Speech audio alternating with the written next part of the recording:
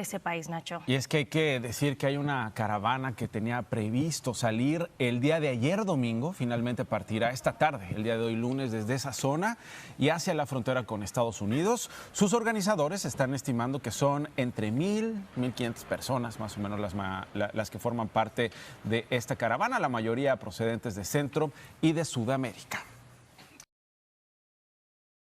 Incendios, bloqueos y toques de queda en Tijuana, en el norte de México. Son imágenes del más reciente pico de narcoviolencia que afronta el país. 300 militares más llegan a la zona para reforzar el despliegue de Fuerzas Armadas. En medio de esta escalada de violencia, el presidente López Obrador anuncia un decreto para que la Guardia Nacional dependa ahora de la Secretaría de Defensa, con lo cual las operaciones policiales quedarían también en manos del Ejército. La decisión ha desatado una intensa polémica. ¿Puede esta medida contribuir realmente al mejoramiento de la seguridad ciudadana? ¿Por qué AMLO se empeña en hacer este traspaso aún sin el apoyo del Poder Legislativo? ¿Y puede sentar esto un precedente para otros países de América Latina? Veámoslo en contexto.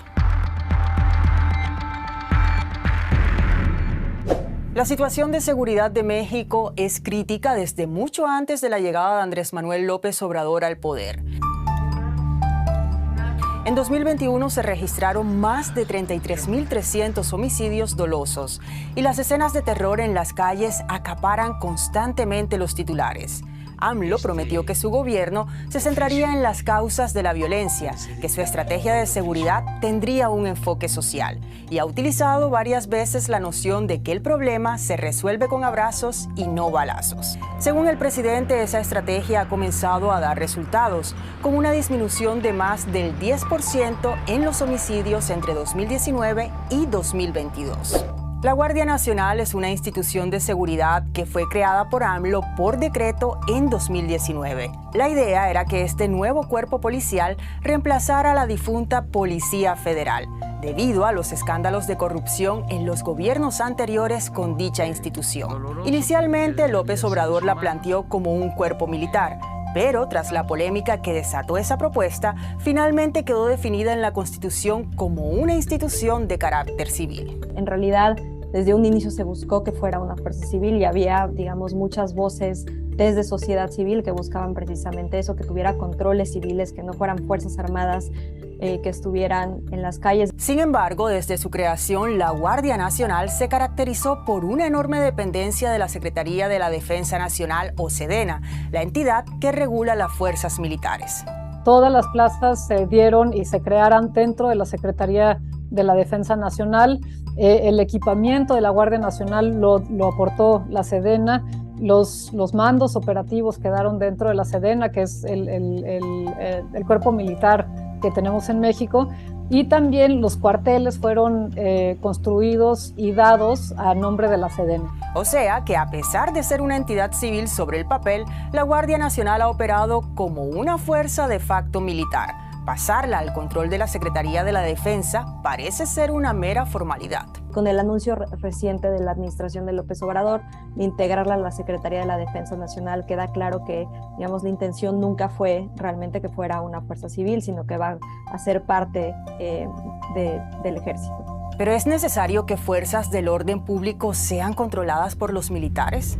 Parte de la ciudadanía confía en fuerzas militares ante un crimen organizado cada vez más sofisticado y con equipos muchas veces superiores a los de las fuerzas del Estado. El presidente López Obrador ha defendido, además, el paso de la Guardia Nacional a la Secretaría de la Defensa Nacional, aduciendo que así no será vulnerable ante cambios de gobierno o ante el flagelo de la corrupción. El mandatario también tranquiliza a quienes temen que la militarización conlleve a una mayor represión de la ciudadanía por parte del Estado, recordando que el comandante supremo del Ejército es precisamente el presidente. Si el presidente no tiene afanes represivos, considera que la paz es fruto de la justicia y que no se puede enfrentar la violencia con la violencia, pues no hay nada que temer. Si no hay nada que temer, ¿por qué entonces la polémica? El uso de las fuerzas militares para realizar tareas de seguridad pública no es nuevo. En 2006, el presidente Felipe Calderón ordenó un despliegue masivo para combatir el narcotráfico que fue creciendo a lo largo de los años, pero la medida no se tradujo en mayores niveles de seguridad. ¿Y qué pasó después del 2006? Lo que vemos es una gráfica que es muy clara, en el cual empiezan a ascender los homicidios.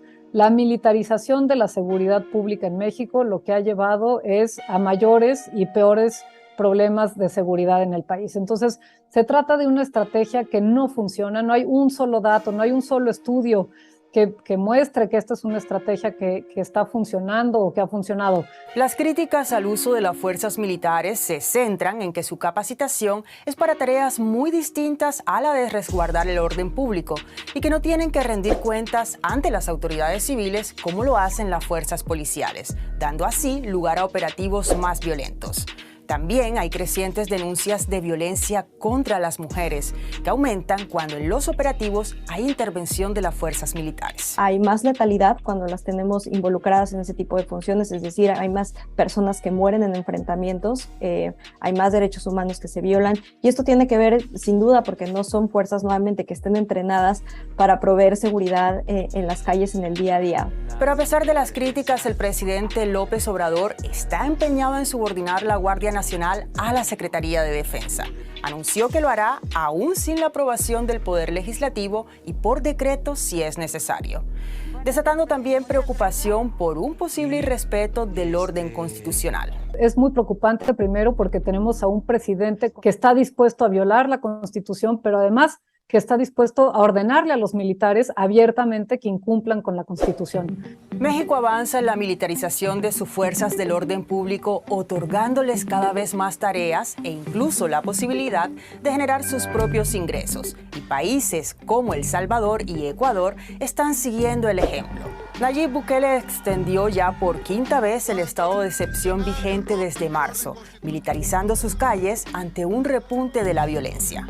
Guillermo Lasso amplió también un estado de excepción de la ciudad de Guayaquil a la vecina Durán, tras el incremento de las actividades de grupos de delincuencia organizada.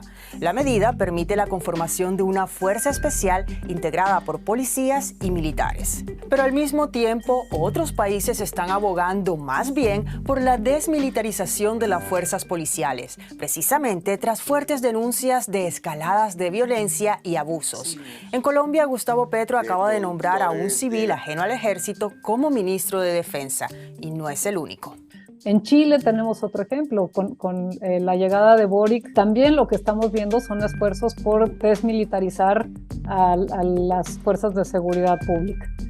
¿Por qué? Pues por la enorme violencia que ha generado, por la confrontación que termina generando entre la población y el Estado, y también pues porque al final no ha llevado a tener estas condiciones de paz que supuestamente estamos buscando en México.